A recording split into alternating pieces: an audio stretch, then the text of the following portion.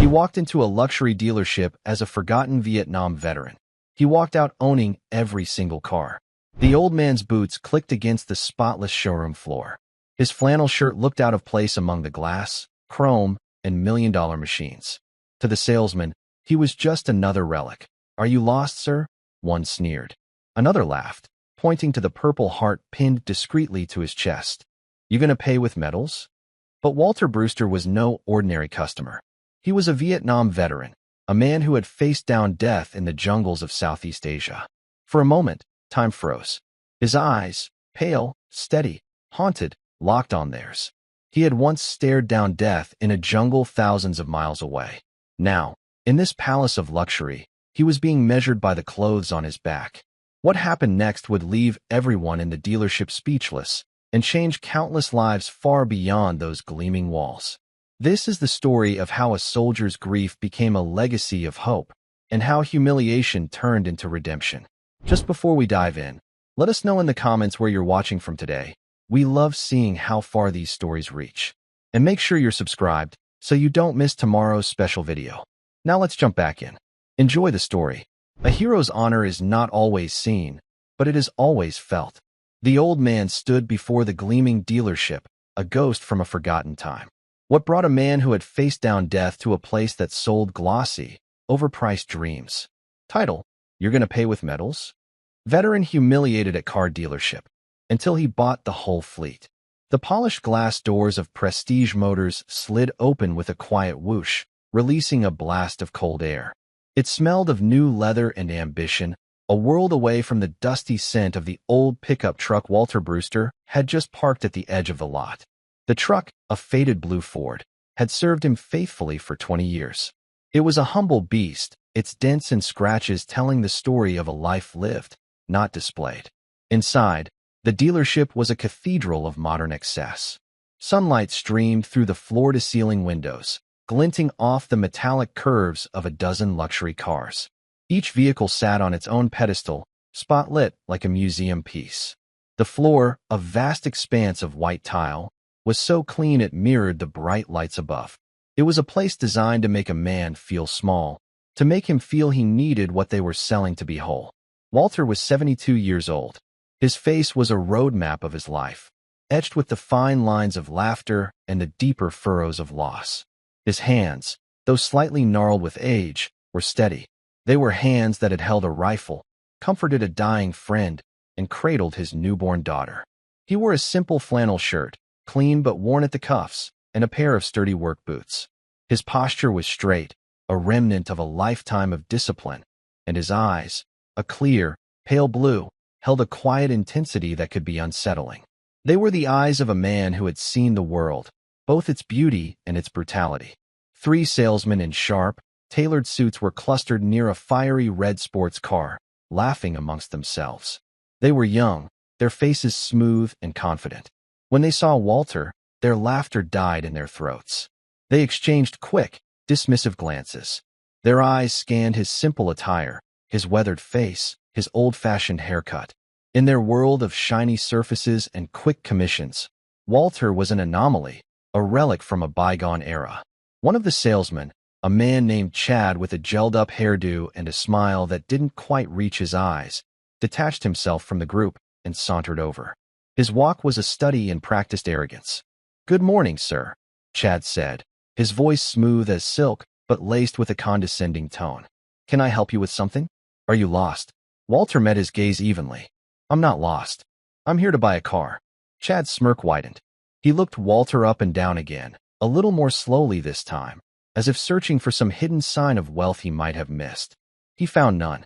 "A car," Chad repeated, the word dripping with amusement. "Of course. Any particular model you had in mind? Or are you just browsing?" "I need something reliable," Walter said, his voice calm and steady. "Something safe." "Safe?" Chad echoed, a chuckle bubbling under his words. "Well, all of our cars are safe.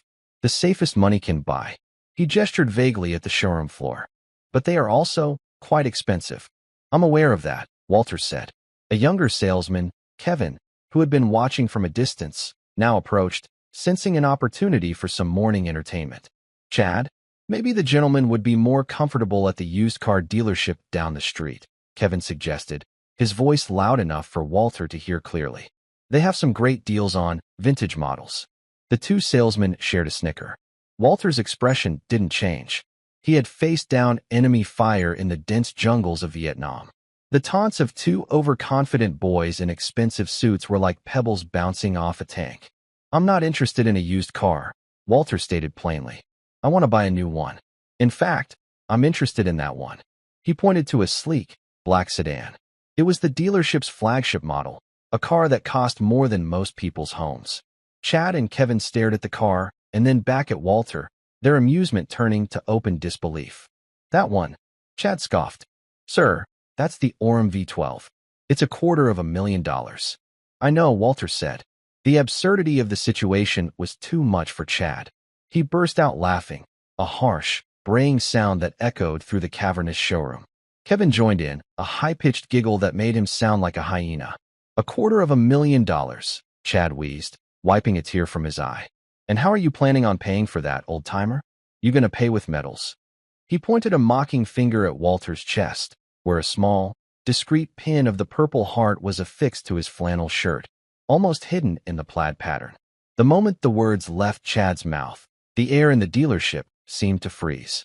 The laughter died. The smiles vanished. The casual cruelty of the remark hung in the air, thick and suffocating. Walter's calm demeanor finally cracked. A flicker of something cold and hard sparked in his pale blue eyes. He didn't raise his voice.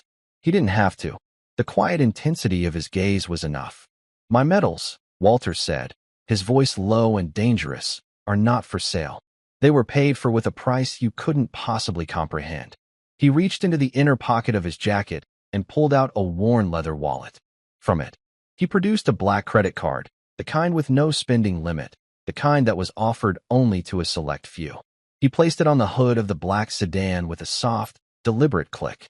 I'm not here to buy just that car, Walter said, his voice ringing with a newfound authority that made both salesmen take an involuntary step back. I'm here to buy them all. Every last car in this showroom. And I'm going to pay for them in cash. The silence that followed was absolute. Chad and Kevin stood frozen, their mouths agape, their faces a mixture of shock and dawning horror. They had made a terrible mistake. They had judged a book by its cover, and they were about to find out that this particular book was a leather-bound, first edition classic, filled with stories of honor, sacrifice, and a quiet, unshakable strength they couldn't even begin to imagine. The dealership's general manager, a portly man in his 50s named Bob, came rushing out of his office, his face flushed. He had heard the commotion and had seen the black card sitting on the hood of the Orem V12. He knew what that card meant. It meant that the old man his salesman had been mocking was not just a customer. He was a titan. Sir, Bob stammered, his eyes wide with a mixture of awe and terror as he scurried towards Walter. I am so sorry. There seems to have been a misunderstanding. Walter didn't even look at him. His eyes were still locked on Chad and Kevin, who now looked like two scared children who had been caught playing with matches. There's no misunderstanding, Walter said, his voice as cold as a winter morning. These two young men were just explaining to me how I was going to pay for my purchase. Bob's face turned a shade of purple that clashed with his expensive tie. He whirled on Chad and Kevin, his voice a furious whisper. What did you say to him? Chad was speechless. Kevin looked like he was about to faint. He asked if the gentleman was going to pay with metals. Kevin stammered, his voice trembling. If it were possible, Bob's face turned an even darker shade of purple. He looked like he was about to have a stroke. He turned back to Walter, his hands clasped together in a gesture of supplication. Sir, on behalf of Prestige Motors, I offer you my most sincere and humble apologies. The behavior of my employees was inexcusable, and I assure you they will be dealt with severely. Walter finally tore his gaze away from the two disgraced salesmen and looked at Bob. I'm not interested in your apologies, he said. I'm interested in buying these cars. All of them. Now, Bob swallowed hard. He had never sold a single car for $250,000, let alone the entire inventory of his showroom, which was worth well over $2 million. This was the biggest sale of his life, and it was happening under the most humiliating circumstances imaginable. Of course, sir, Bob said, his voice now dripping with a desperate eagerness to please. Whatever you want. We'll get the paperwork started right away." As Bob scurried off to his office, barking orders at his stunned staff, Walter walked slowly around the showroom, his work boots echoing on the pristine tile floor. He ran a hand over the cool, smooth finish of a silver convertible, his expression unreadable. He wasn't just buying cars. He was making a statement. A statement about respect. A statement about honor. A statement about the invisible wounds that so many of his generation carried with them. Wounds that were often dismissed or ignored by a world that was too busy, too loud, too obsessed with the shiny and the new. He stopped in front of a family-sized SUV, its dark blue paint reminding him of his old pickup truck. He saw his reflection in the polished surface, and for a fleeting moment, he didn't see an old man in a flannel shirt. He saw a young soldier, his face grim, his eyes haunted, a lifetime of war and loss stretching out before him. He thought of his daughter, Emily. She had been 7 years old when she was taken from him by a sickness that no amount of courage or strength could fight. She had been his light, his reason for living, the one thing that had kept the darkness at bay. When she died, a part of him had died with her. Emily had loved cars. She would sit on his lap in the old blue pickup, her small hands on the steering wheel, pretending to drive. "One day, Daddy," she would say, her voice full of childish dreams, "I'm going to have a car as big as our house, and I'm going to drive all the sick children to a magical hospital where they can get better." A single tear traced a path down Walter's weathered cheek. He wiped it away quickly, before anyone could see. This wasn't for him. This was for her. This was for all the children who deserved a chance to live out their dreams. He was going to build that magical hospital. And these cars, these symbols of wealth and power, they were going to be the foundation. The controlled chaos that erupted in the showroom was a sight to behold. Bob, the general manager, was a blur of motion, his face a constant sheen of sweat. He barked into his phone, his voice a mixture of panic and exhilaration. "Yes, Mr. Sterling. The entire floor. No, I'm not joking. A single buyer. Yes, sir, a gentleman named Walter Brewster." He covered the mouthpiece and hissed at a young woman in a sharp business suit. "Get me everything we have on a Walter Brewster. Now, and get him a coffee. The best coffee. Do we have any of that cat poop coffee? Get him that." Walter, meanwhile, seemed oblivious to the storm he had created. He had found a small, leather armchair in a quiet corner of the waiting area and sat down. He looked like a grandfather waiting patiently for his daughter to finish her shopping, not a man who had just brought a multi-million-dollar business to a standstill. He accepted the steaming cup of expensive coffee from the trembling hand of the young woman and gave her a polite, almost gentle, nod. "Thank you, dear," he said, his voice soft again, the icy edge from before completely gone. The woman, who had been expecting a monster, could only stammer a "You're welcome, sir," before scurrying away. Chad and Kevin had been relegated to a corner, like naughty schoolboys. They stood stiffly, their faces pale, avoiding eye contact with everyone, especially Walter. Their careers, they knew, were over. They had committed the cardinal sin of sales. They had insulted the customer. But this was so much worse. They hadn't just insulted a customer. They had insulted a legend, though they didn't know it yet. The report on Walter Brewster came back within minutes. Bob read it on his tablet, his eyes growing wider with each line. Walter Brewster was not just a veteran. He was a recipient of the Medal of Honor, the nation's highest military award for valor. He had single-handedly saved his entire platoon from an ambush in the Ashau Valley, an act of such bravery it had become the stuff of military legend. But the story didn't end there. After the war, Walter had quietly and methodically built a business empire from the ground up. He had started with a small trucking company, just him and his old blue Ford. Now Brewster Holdings was a global logistics giant, a silent, powerful force in the world economy. He was a billionaire several times over, yet he lived a simple, unassuming life in a modest house in the suburbs.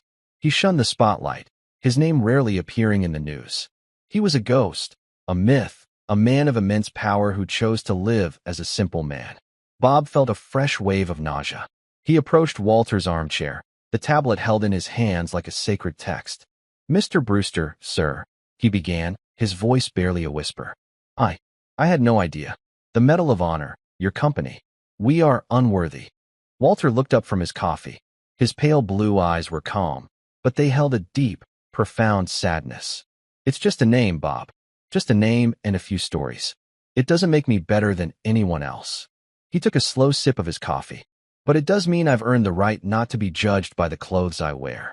The words hung in the air, a quiet condemnation far more powerful than any shout. Bob could only nod, his head bowed in shame.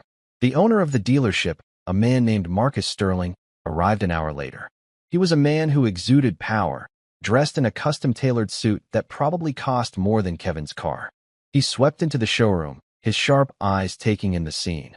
The shell-shocked staff, the two disgraced salesmen huddled in the corner, and the quiet old man in the armchair who was the cause of it all. Sterling was a man who understood money, and he knew the kind of money Walter Brewster represented. But when Bob showed him the report on Walter's military record, Sterling's demeanor changed. He was from a generation that still remembered the sacrifices made in places like Vietnam. He walked over to Walter, not with the deference of a businessman to a client, but with the quiet respect of one man to another who had seen things he could only imagine. "Mr. Brewster," Sterling said, extending his hand. His voice was deep and resonant. "Marcus Sterling, it is an honor to have you in my dealership." Walter shook his hand. His grip was firm. "Mr. Sterling, I've been made aware of the incident this morning," Sterling said, his eyes flicking for a moment towards Chad and Kevin. "And I want to personally apologize.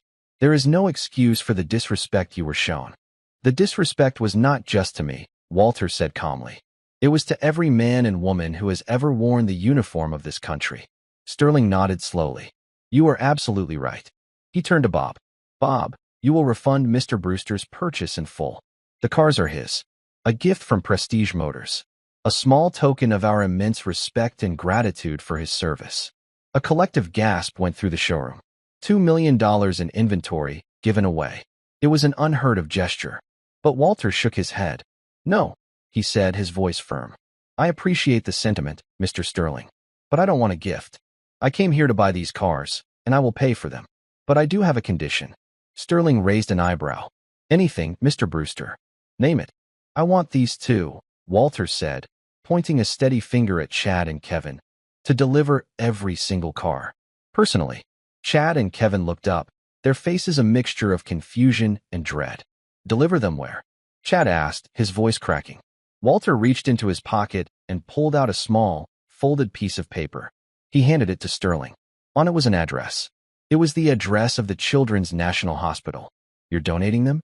Sterling asked, his voice filled with a newfound admiration.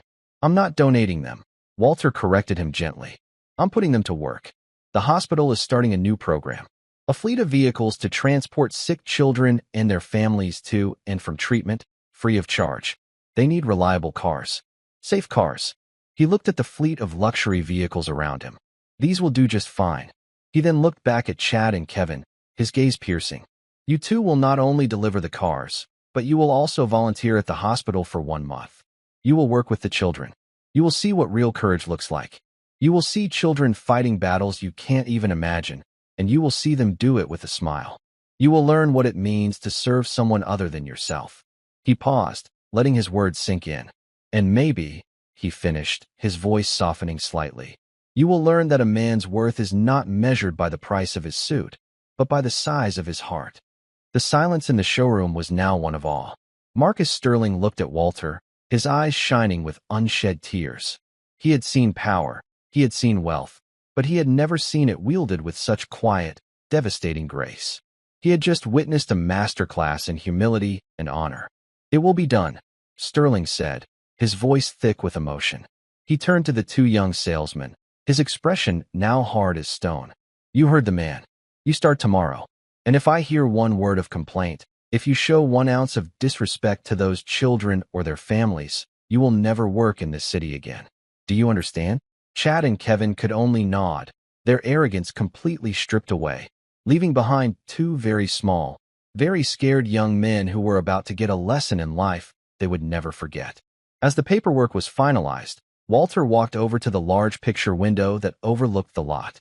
He saw his old blue pickup truck parked at the edge, looking small and insignificant next to all the new, shiny cars. But to him, that truck was worth more than all of them combined. It was the truck he had used to start his business. It was the truck he had brought his wife home from the hospital in. It was the truck he had driven his daughter Emily to her first day of school in. He remembered her little hand in his, her face bright with excitement. "Are you scared, Daddy?" she had asked him. He had smiled. "A little," he had admitted. She had squeezed his hand. "Don't worry," she had said, her voice full of a 7-year-old's wisdom. "I'll be brave for both of us." She had always been the brave one. Even at the end, in the sterile white room of the hospital, surrounded by machines that beeped and whirred, she had been brave. She had never cried, never complained. She had just held his hand and told him stories about the adventures they would have when she got better. But she never got better, and a part of Walter's world had ended with her. He had spent the years since trying to fill the void she had left behind. He had built his company, amassed a fortune, but none of it could bring her back. None of it could heal the wound in his soul. But now, standing in this temple of excess, surrounded by symbols of a life he had never cared for, he felt a flicker of something he hadn't felt in a long time. A flicker of purpose. He couldn't bring Emily back, but he could honor her memory. He could keep her spirit alive. He could be brave, just like she had been. He was going to build a hospital in her name. A place of hope and healing, where no child would be turned away, where no family would have to worry about the cost of treatment. The cars were just the beginning. They were a symbol, a promise, a declaration of war against the sickness that had taken his daughter from him. He was Walter Brewster. He had faced down death in the jungles of Vietnam. He had built an empire from nothing. And now, he was going to take on his greatest challenge yet. He was going to fight for the lives of children, and he was going to do it with all the strength, all the resources, and all the love in his heart. He was going to build a legacy for Emily, a legacy of hope, a legacy of love, a legacy that would shine brighter than all the chrome and steel in this showroom, a legacy that would last forever. The next morning, a gleaming black Orem V12, the flagship of Prestige Motors, pulled up to the curb in front of a modest, 2-story house in a quiet, tree-lined suburb. Chad was behind the wheel, his face a mask of sullen resentment. He was wearing a polo shirt and khakis, a far cry from his usual tailored suit. Kevin sat in the passenger seat, nervously fiddling with the settings on the dashboard. They had spent the night in a state of shock, replaying the events of the previous day over and over in their minds. Their dismissal had been swift and brutal. Marcus Sterling had made it clear that their only path to any semblance of a future was to follow Walter Brewster's instructions to the letter. Walter was waiting for them on the porch, holding a steaming mug of coffee. He was wearing the same simple clothes as the day before. His old blue pickup truck was parked in the driveway, looking like a loyal old dog next to the sleek, powerful sedan. "Good morning, boys," Walter said, his voice neutral. "The coffee's fresh if you want some." Chad muttered something under his breath. Kevin, however, managed a weak, "No, thank you, sir." Walter nodded. "Fair enough. The rest of the cars will be delivered to the hospital throughout the day. I trust you two can handle the logistics." He handed Chad a set of keys. "This one is for you. It's registered in your name. All expenses paid for 1 year." Chad stared at the keys as if they were a venomous snake. "What's the catch?" he sneered. "No catch," Walter said simply. "It's a car. You sell them. Now you have one. But you'll be using it to drive the children. To their appointments, to their treatments, to the park on sunny days when they're feeling well enough. You'll be their chauffeur, their errand boy, and, if you're lucky, their friend." He then handed another set of keys to Kevin. "This one's yours," he said, gesturing to a silver convertible parked across the street. "Same deal." The two young men were stunned into silence. They had been expecting punishment, not a reward. They didn't understand. "Why?" Kevin finally asked, his voice barely a whisper. "Because a man needs a tool to do his job," Walter said. "And your job, for the next month, is to serve, to give back, to learn that the world is bigger than your commission check." He took a sip of his coffee, his eyes distant. "My daughter, she loved cars. She used to say that a car wasn't just a machine. It was a chariot that could take you on adventures, that could make you feel free, even when you were sick, even when you were scared." He looked at them, and for the first time, they saw not an old man, not a billionaire, not a war hero, but a father who was still grieving. "Don't disappoint me," he said, his voice soft but firm. "Don't disappoint her." He turned and walked back into his house. leaving them standing on the sidewalk with the keys to two cars that were worth more than everything they had ever owned. Their first day at the hospital was a trial by fire. The place was a world away from the sterile, quiet showroom they were used to. It was a place of organized chaos, of bright colors and the constant hum of machines. It smelled of antiseptic and hope, and it was filled with children. Children with bald heads and tired eyes, but also children with infectious laughter and a resilience that was both heartbreaking and inspiring. They were met by a nurse named Sarah, a woman in her 40s with a no-nonsense demeanor and a warm, compassionate smile. She was the head of the pediatric oncology ward, and she had been briefed on their situation. "So you're the two hotshots who thought it was a good idea to mock a Medal of Honor recipient," she said, her arms crossed over her chest. She didn't raise her voice, but her words were sharp as a scalpel. "Welcome to the real world." Chad opened his mouth to say something, but Sarah cut him off. "I don't care who you are or what you did. Here, you are not salesmen. You are not important. You are here to help. You will do what you're told when you're told.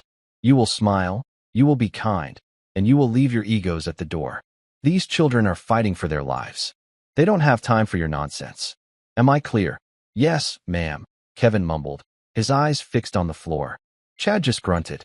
Their first task was to help with the lunch service. They pushed a cart from room to room, handing out trays of food that looked and smelled nothing like the gourmet meals they were used to. The children were a mix of ages, from toddlers to teenagers. Some were too sick to eat. Some were too sad. But many of them, despite their circumstances, managed a smile and a thank you. In one room, they met a little girl named Mia. She was 6 years old, with big brown eyes and a smile that could light up a room. She had a rare form of leukemia, and she had spent most of her short life in and out of hospitals. She had lost all her hair to chemotherapy, but she had a collection of colorful hats that she wore with a defiant sense of style. Today, she was wearing a bright yellow one with a big, floppy sunflower on it. When Chad entered the room with her tray, she looked up at him with an unfiltered, childish curiosity. "You're new," she said, her voice small but clear. "You look sad." Chad was taken aback. No one had ever accused him of looking sad before. Arrogant, smug, dismissive, yes. But sad? "I'm not sad," he said, a little too quickly. Mia just smiled. "It's okay to be sad. I'm sad sometimes too. But then I think about all the good things. Like ice cream, and puppies, and my mommy and daddy." She pointed a small, frail finger at his chest. "What are the good things you think about?" Chad didn't know what to say. He had never thought about it before. His life had been a relentless pursuit of what? Money? Status? The next big sale? He looked at this little girl, who was facing a battle he couldn't even comprehend, and he felt a profound sense of emptiness. Kevin, who had been standing in the doorway, watched the exchange with a lump in his throat. He saw the crack in Chad's armor, the first flicker of something human beneath the polished, cynical exterior. Later that day, they were tasked with cleaning the playroom. It was a bright, cheerful room filled with toys, books, and games. But it was also a room that had seen its share of tears and pain. As they wiped down the tables and sorted the toys, they found a small, framed drawing on the wall. It was a child's drawing of a family, a mom, a dad, and a little girl with long, brown hair. Underneath it was a name, Emily. Kevin felt a shiver run down his spine. He remembered Walter's words about his daughter. He looked at the drawing, at the simple, innocent depiction of a happy family, and he finally understood. He understood the depth of Walter's pain. He understood the meaning behind his grand, impossible gesture. This wasn't about revenge. It wasn't about teaching them a lesson. It was about love. A father's love for his daughter. A love so powerful it could turn a place of business into a beacon of hope. That evening, as they drove home in their new, expensive cars, they were silent. The city lights flashed by, a blur of color and noise.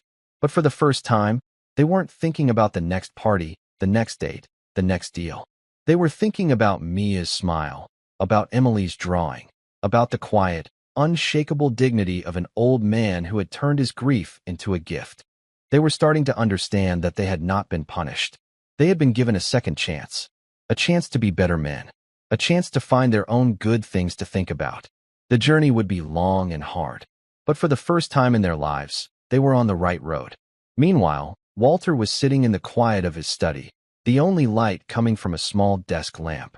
The room was filled with books, maps, and mementos from a life of service and adventure. On the wall was a framed photo of a beautiful young woman with kind eyes and a warm smile. His wife, Eleanor, who had passed away 5 years after Emily. He was on the phone with Marcus Sterling. "The cars have been delivered," Walter said, his voice tired but steady. "The boys are at the hospital. The first step is done." "Walter, what you did yesterday. I'm still trying to process it," Sterling said, his voice filled with a genuine sense of awe. "It was the most extraordinary thing I've ever seen." "It was necessary," Walter said simply. "It was more than necessary. It was transformative." There was a pause on the line. "I want to help, Walter. Not just with the cars. With the hospital. The Emily Brewster Children's Hospital. It has a nice ring to it, don't you think?" Walter was silent for a moment. He was a man who was used to doing things on his own. He had built his business from the ground up, relying on no one but himself. But this was different. This was not about business. This was about his daughter. And he knew he couldn't do it alone. "I'd like that, Marcus," he said, his voice thick with an emotion he rarely allowed himself to show. "I'd like that very much." "Good," Sterling said, his voice brisk and businesslike again, but with an undercurrent of warmth. "I have some friends in the construction business, the best in the country. And I know a few people on the board of the Medical Association. We can fast-track this. We can build your hospital, Walter. We can build a place that will be a testament to your daughter's spirit. A place of healing and hope that will stand for 100 years. As Walter listened to Sterling outline his plan, a sense of peace settled over him. For the first time in a long time, he felt like he was not alone in his grief. He had an ally, a friend, someone who understood. He looked at the photo of his wife, and then at a smaller photo on his desk, a picture of a little girl with a bright, mischievous smile, a sunflower in her hair. "We're going to do it, Emily," he whispered. "We're going to build your magical hospital." And in the quiet of his study, surrounded by the ghosts of his past and the promise of his future, Walter Brewster, the old soldier, the grieving father, the reluctant billionaire, felt a flicker of hope. The battle was far from over. But he had won the first skirmish, and he was ready for whatever came next. The days that followed settled into a routine, but it was a routine unlike any Chad and Kevin had ever known. Their mornings began not with sales meetings and commission reports, but with the quiet hum of the hospital waking up. They drove the sleek, luxury cars, no longer symbols of status, but chariots of hope, as Walter had called them. They transported children wrapped in blankets, their small bodies frail, but their spirits often surprisingly bright. They drove anxious parents who clutched worn teddy bears and whispered prayers. They ran errands, picking up groceries for families staying at the nearby Ronald McDonald House, fetching prescriptions, and sometimes just buying a specific brand of ice cream that a child craved after a grueling round of chemotherapy. Chad, the once arrogant salesman, found himself in a world where his sharp wit and cynical remarks were useless. The children didn't care about his expensive watch or his perfectly coiffed hair. They cared if he could tell a good knock-knock joke. They cared if he would play a game of Uno with them, even when he was tired. They cared if he remembered their names. He discovered, to his own astonishment, that he was a surprisingly good storyteller. He would sit by their bedsides and spin tales of adventure, of brave knights and magical kingdoms. His voice, once used to close deals, now weaving a spell of comfort and distraction. One afternoon, he was with Mia, the little girl with the sunflower hat. She was having a bad day. The chemo had left her weak and nauseous. She hadn't smiled once. Chad felt a knot of helplessness in his stomach. He had sold cars to celebrities and CEOs. He had navigated complex negotiations with ease, but he had no idea how to make a 6-year-old girl feel better. He remembered something Walter had told him about his daughter, Emily. She had loved to draw. On a hunch, he found a piece of paper and some crayons in the playroom. He sat down next to Mia's bed. "I'm going to draw you a picture," he said, his voice a little shaky. "It's going to be a terrible picture because I can't draw, but I'm going to try." He started to sketch, a clumsy, lopsided drawing of a sunflower field under a bright blue sky. Mia watched him, her big brown eyes curious. "That's a funny-looking sunflower," she said, her voice a little stronger. "I told you I was a terrible artist," Chad said with a shrug. "It looks more like a lumpy, yellow spider." A tiny giggle escaped Mia's lips. It was the first sound of happiness she had made all day. Encouraged, Chad kept drawing, making his sunflowers progressively more ridiculous. He drew one with sunglasses, another with a top hat.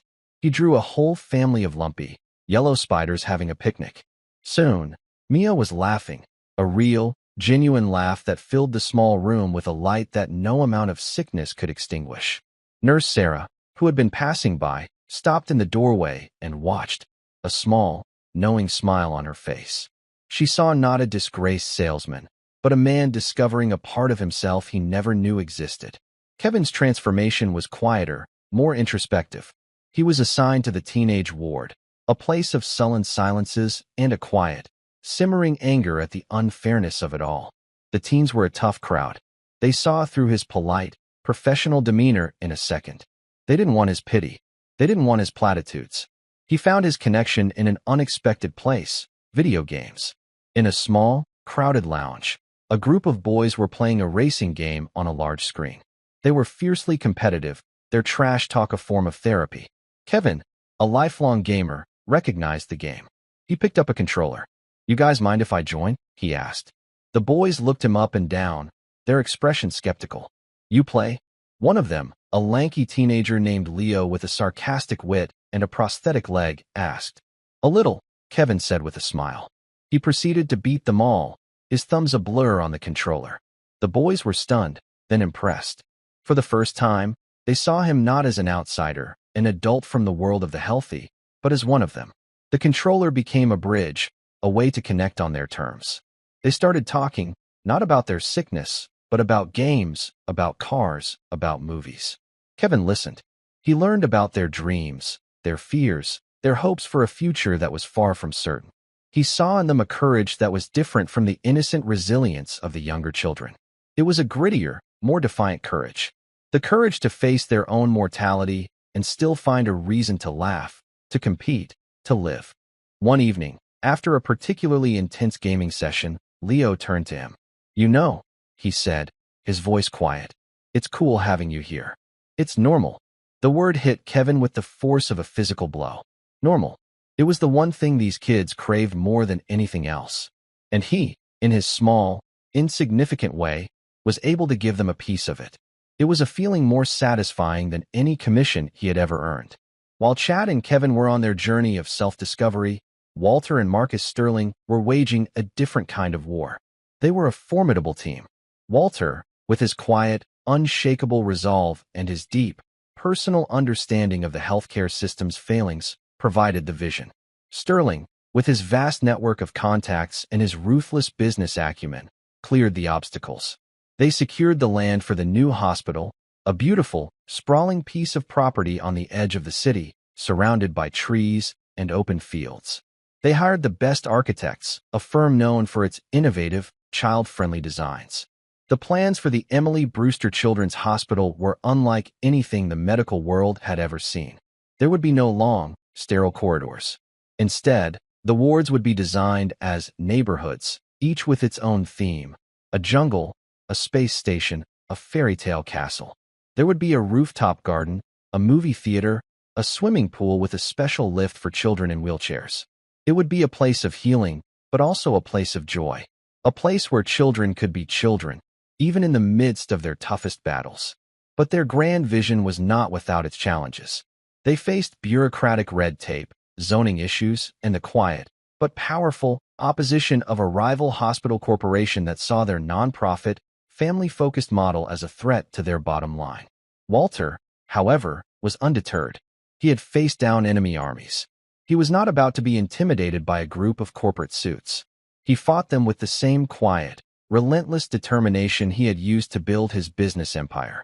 He called in favors from old friends in high places. He used his own considerable wealth to grease the wheels of progress. And he never, ever lost sight of his goal. He was a frequent visitor to the pediatric ward, not as a benefactor, but as a friend. He would sit for hours with the children, reading them stories, helping them with their puzzles. He had a special bond with Mia. He saw in her the same spark, the same indomitable spirit that his Emily had possessed. One afternoon, he was sitting with her in the playroom. She was drawing a picture, her tongue stuck out in concentration. It was a picture of a big, beautiful building with a huge, smiling sun above it. That's my magical hospital, she said, pointing to the drawing with a crayon. The one you're going to build for Emily. Walter's heart ached. Yes, sweetheart, he said, his voice thick. That's the one. Is Emily going to be there? She asked, her big, innocent eyes looking up at him. Walter swallowed hard. She'll be there in spirit, he said. She'll be watching over all of you. She'll be the guardian angel of the hospital. Mia seemed to consider this for a moment. Then she smiled. Good, she said, because I'm going to need a guardian angel to help me get better so I can go home and get a puppy. Walter smiled back, a genuine smile that reached his eyes. In the simple, unwavering faith of this little girl, he found a renewed sense of strength. He was not just building a hospital. He was building a sanctuary, a fortress of hope against the darkness of despair. And he would let nothing and no one stand in his way. As the weeks turned into a month, the changes in Chad and Kevin were undeniable. They were no longer the shallow, self-absorbed young men who had walked into Prestige Motors. They were quieter, more thoughtful, more compassionate. They had seen things that had changed them forever. They had held the hand of a child who was scared. They had shared a laugh with a teenager who was in pain. They had witnessed the quiet, desperate courage of parents who would do anything, give anything, to save their children. On their last day of their mandatory volunteer service, Nurse Sarah called them into her office. She looked at them, her expression unreadable. Well, she said, you survived. Barely, Chad said with a small, self-deprecating smile. You did more than survive, Sarah said, her voice softening. You made a difference. The kids, they're going to miss you. A lump formed in Chad's throat. He thought of Mia, of her infectious giggle, of her ridiculous drawings. He was going to miss her too, more than he could have imagined. So what's next for you two? Sarah asked. Back to selling cars to rich people who don't need them? Chad and Kevin exchanged a look. They had been dreading this question. The thought of going back to their old lives, to the endless cycle of commissions and quotas, felt hollow, meaningless. I don't know, Kevin admitted, his voice honest. I can't go back to that. Not after this. Me neither, Chad said. Sarah smiled, a genuine, warm smile that transformed her face. I had a feeling you might say that. She pushed a piece of paper across her desk. It was an application form for the hospital's new transport program, a program that was being funded by a very generous, anonymous donor. It's a pay cut, she said. A big one. The hours are terrible, and some days it will break your heart. But I can guarantee you one thing. You will never have to wonder if your life has meaning again. Chad and Kevin looked at the application and then at each other. They didn't have to say a word. They both knew what they were going to do. They had found their good things. They had found their purpose. They were home. 2 years passed. 2 years of relentless work, of battles fought not on a battlefield with guns and mortars, but in boardrooms and zoning commission meetings.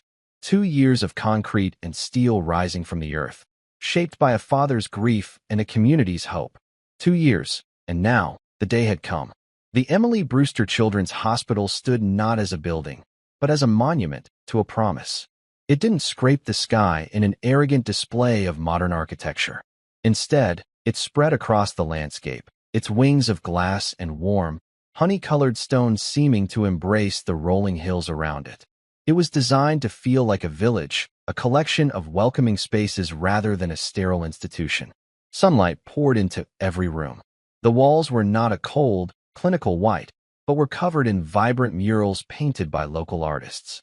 From the outside, it looked less like a hospital and more like a children's museum or a futuristic school, a place of discovery and wonder. Today was the grand opening, and the grounds were filled with a festive, buzzing energy. A large white tent had been erected on the great lawn, sheltering a crowd of hundreds from the warm afternoon sun. There were doctors in their crisp white coats, nurses in their colorful scrubs, city officials in their dark suits, and wealthy donors in their weekend finery. But mostly, there were families. Families who had known the fear and uncertainty of a child's illness, and who now looked upon this new building with a sense of overwhelming gratitude. Walter Brewster stood near the back of the crowd, away from the stage and the television cameras. He wore a simple, dark blue suit, but he looked as uncomfortable in it as he had in his old flannel shirt at the dealership. His eyes, those pale blue eyes that had seen so much, scanned the scene.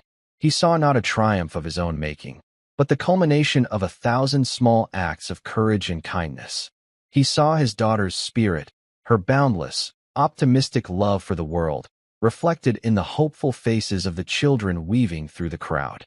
He was an old man now, the lines on his face deeper than they had been 2 years ago. The project had taken its toll. But there was a new light in his eyes, a quiet peace that had been absent for so long.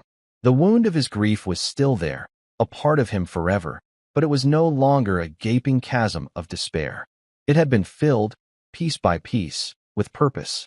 He saw Marcus Sterling on the stage, shaking hands and smiling for the cameras. Their partnership had grown into a deep and abiding friendship. Marcus had been his rock, his champion, the practical, worldly force that had helped him navigate the treacherous waters of philanthropy and construction. And then he saw them. Chad and Kevin. They were not in the crowd. They were working.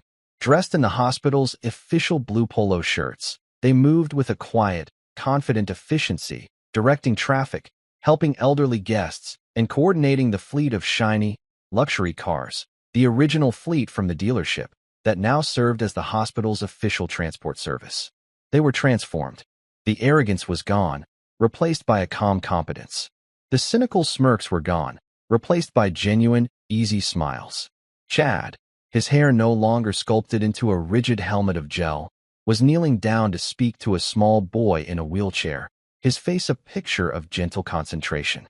Kevin was laughing with a group of teenagers, the same easy camaraderie he had discovered over a video game controller, now a natural part of who he was. They were no longer boys trying to sell an image of success. They were men who had found its true meaning. Walter felt a swell of pride. He had not set out to save them. He had only wanted to teach them a lesson. But in giving them a chance to serve, he had given them a chance to save themselves. The ceremony began. The mayor spoke. A famous singer performed a moving ballad. Marcus Sterling took the podium, his voice booming with pride as he thanked the donors, the architects, the doctors, and the staff. Finally, he introduced Walter. "There is one man," Sterling said, his voice dropping to a more personal, intimate tone, "without whom none of us would be here today. He is a man of quiet strength, of immense courage, and of a love so powerful it has literally moved mountains. He is a war hero, a business titan, but most importantly, he is a father. It is my profound honor to introduce the founder and visionary behind this magnificent hospital, my friend, Walter Brewster." A wave of applause swept through the crowd as Walter made his way to the stage. He moved slowly, deliberately, his posture still ramrod straight. He adjusted the microphone, his steady hands a stark contrast to the slight tremor of emotion in his jaw. He looked out at the sea of faces, and for a long moment, he was silent. "Thank you, Marcus," he began, his voice quiet but clear, carrying to every corner of the tent. "Thank you all for being here. I am not a man who is comfortable with speeches. I am a soldier, a farmer's son, a truck driver. I believe in actions, not words." He paused, his gaze drifting to the hospital building behind him. 2 years ago," he continued, "I walked into a car dealership. I was an old man in a worn-out shirt, and I was treated as such. I was judged by my appearance. I was dismissed. I was mocked." A murmur went through the crowd. Many of them had heard the story, the legend of the old veteran who had bought an entire car dealership in an act of defiant pride. "But that story," Walter said, shaking his head slightly, "is not why we are here. That moment of disrespect was nothing. I have faced far worse in my life, as have many of you. No, we are here because of a little girl. A little girl with brown hair, a mischievous smile, and a heart bigger than this whole hospital. We are here because of my daughter, Emily."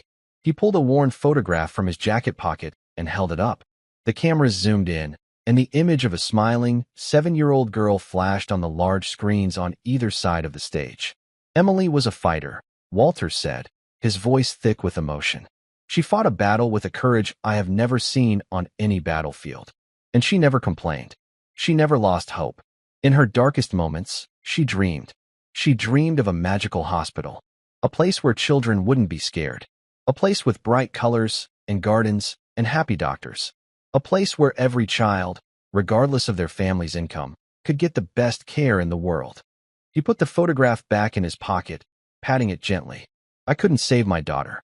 All the money in the world, all the power, all the medals, they were useless against the enemy that took her. And for a long time, I was lost. I was a man without a mission. But Emily, she gave me one last order. She gave me her dream. He looked out at the crowd, his eyes finding Chad and Kevin, who had stopped their work to listen, their faces etched with a profound, shared understanding. This hospital was not built with money, Walter declared, his voice rising with a quiet passion. It was built with love. It was built with the memories of a little girl's laughter. It was built with the dedication of doctors and nurses who work miracles every day. It was built with the support of a community that believes in taking care of its own. And, he added, a small, sad smile touching his lips, it was built with second chances. Two young men made a mistake that day in the dealership. They judged a book by its cover. But I am more proud of them today than I am of any business deal I have ever made. They have spent the last 2 years serving the children of this community with a dedication and a compassion that is an inspiration to us all. They learned that a man's worth is not measured by the car he drives, but by the service he gives. And in doing so, they have become an indispensable part of this hospital's heart and soul. Chad and Kevin looked down, their faces flushed, a mixture of humility and pride in their eyes. Walter turned his gaze back to the crowd, his voice now a soft, gentle whisper.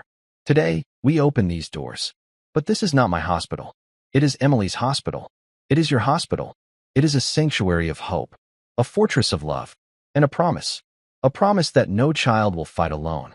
A promise that we will always, always choose compassion over cynicism, service over self-interest, and hope over despair. He stepped back from the podium, the applause thundering around him, a wave of emotion that he felt more than he heard. His mission was complete. He had kept his promise. Later, as the festivities wound down, a young reporter from the local news station approached Chad. She had been moved by Walter's speech and was looking for a human interest angle. That was an incredible tribute Mr. Brewster paid to you and your colleague, she said, her microphone held out. It must have been a difficult transition, giving up a successful career in sales to work for a hospital. Do you ever miss it? The commissions? The money? Chad looked over at the lawn, where a group of children were playing. Among them was Mia. She was 8 years old now, her hair grown back in soft, brown curls. She was in remission, her laughter a testament to the miracles that happened every day in the old hospital, and that would now have a new, brighter home. She saw Chad looking and waved, her smile as bright as the sunflower hat she still sometimes wore. Chad smiled back, a genuine, unforced smile that reached his eyes. He turned back to the reporter. You want to know about my commission? He said, his voice quiet. He reached into the back pocket of his trousers and pulled out a worn, slightly crumpled folder. He opened it. It was filled with children's drawings. Clumsy, colorful, beautiful drawings of cars, houses, families, and lumpy, yellow spiders. This is my payment, he said, his voice thick with an emotion he no longer tried to hide. And I can tell you, without any hesitation, that I am the richest man I have ever known. That evening, as twilight painted the sky in shades of purple and orange, Walter stood alone on a small hill overlooking the hospital. The lights were coming on, each window a small beacon of warmth and hope in the gathering dusk. The building seemed to breathe, alive with a purpose that was bigger than any one man. He heard footsteps on the grass behind him. It was Chad and Kevin. They came and stood beside him, not as employees, but as comrades. The three of them stood in a comfortable silence, watching the stars begin to appear in the darkening sky. It's beautiful, sir, Kevin said softly. She would have loved it, Chad added. Walter didn't reply. He just nodded, a lump in his throat. He took out his phone and looked at the picture on the lock screen. The smiling, 7-year-old girl with the mischievous eyes. He had done it. He had taken the ugliest, most painful event of his life and transformed it into something beautiful, something that would last, something that would heal. He had learned the soldier's final, most difficult lesson, that true strength is not in the power to destroy, but in the power to build, to love, to remember. Mission accomplished, Emily, he whispered to the photograph, his voice choked with tears he finally allowed to fall. Your magical hospital is open. Your chariots are ready, and your daddy will be home soon. He felt a hand on his shoulder. It was Chad. On his other side, Kevin stood, a quiet, reassuring presence. They were not just his employees. They were his legacy, too. a legacy of redemption. Together, the three men, bound by an unlikely journey of loss and second chances, watched over the valley as the Emily Brewster Children's Hospital shone brightly in the night, a steadfast promise kept, a father's undying love made manifest in stone and light. And that's where we'll end the story for now. Whenever I share one of these, I hope it gives you a chance to step out of the everyday and just drift for a bit. I'd love to know what you were doing while listening. Maybe relaxing after work, on a late-night drive, or just winding down. Drop a line in the comments. I really do read them all. And if you want to make sure we cross paths again, hitting like and subscribing makes a huge difference. We are always trying to improve our stories, so feel free to also drop your feedback in the comment section below. Thanks for spending this time with me.